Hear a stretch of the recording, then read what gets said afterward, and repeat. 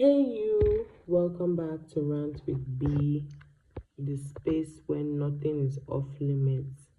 Everything is real, no scripts, no filters, just me, you, and whatever is weighing on my chest in the moment.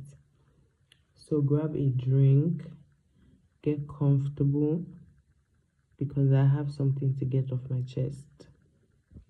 So, my last episode, I spoke about the first and only time I tried online dating. And that story is so, like, there's so many layers to that story that if I really wanted to go in on everything that happened, I will need to dedicate like 3 or 4 episodes to it. So I tried to be as brief as possible, even though the video was like 12 minutes long. So there's one funny part of that story that I did not include in that episode, and this is when I finally cut him off. Like, I confronted him, like I said, I sent him the evidence. He kept on trying to talk to me for a very long time. He would call. I would ignore him, and then at the point he was using different numbers to call me for a very, like, for months. He was using different numbers to call me, and when I pick up and I hear his voice, I'll just hang up. So one time he used a different number to call me, and he was like, "Oh, please don't hang up, please, I need to talk to you." So I'm like, "What? Like, what do you want to say?" And he said, "Oh, I just want to apologize for everything that's happened. Like, I'm sorry that I didn't tell you I was married. Please, I need you to forgive me. I can see your handwork." And you can see my handwork. Azal. Like, what do you mean that you can see my handwork? And he's like, "Oh, that please just forgive me.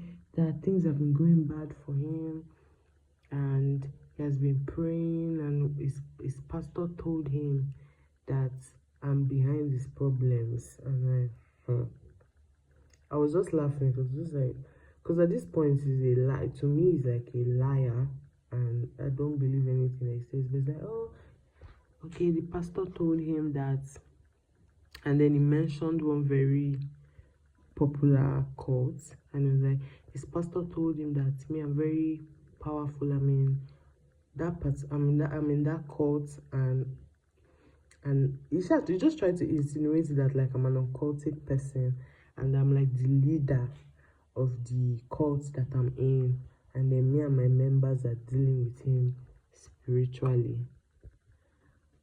I just hissed and hung up on him because I don't know. I literally don't know you. Everything you told, almost everything, if not everything you told me about yourself, turned out to be a lie. I don't even know if the name that you told me was your name is your actual name. So what do you mean that I am jinxing you? I don't know you. What am I jinxing you with? I don't know anything about you. So that just irritated me, and I just hung up on him. And of course, he kept on till this day. He still calls me. I think anytime he remembers me, you can just remember me like once a month, and then he will call, but he doesn't use his number to call me. And then I pick up and just be like, "Oh, like, you mention my name," I'll be like, "Oh, please let me talk to you." I'll just hang up. So the crazy part of this story clearly is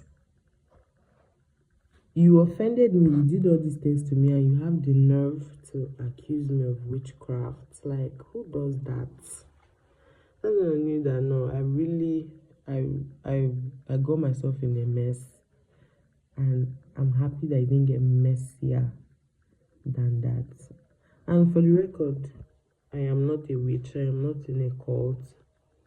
I don't do evil to people, but and that narrative is very popular. I've heard that kind of narrative.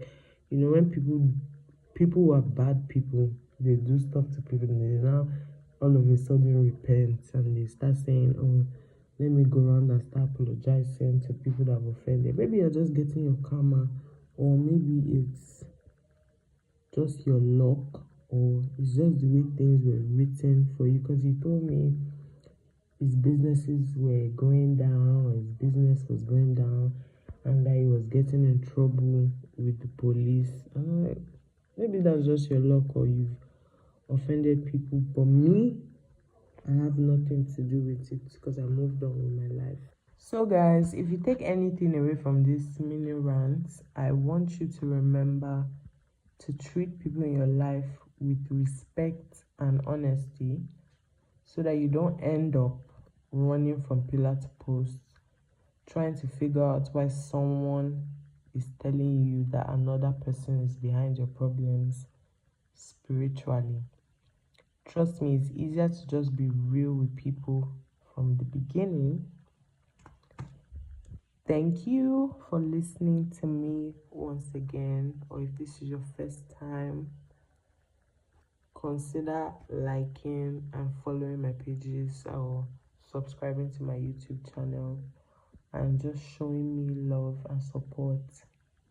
Thank you. Bye.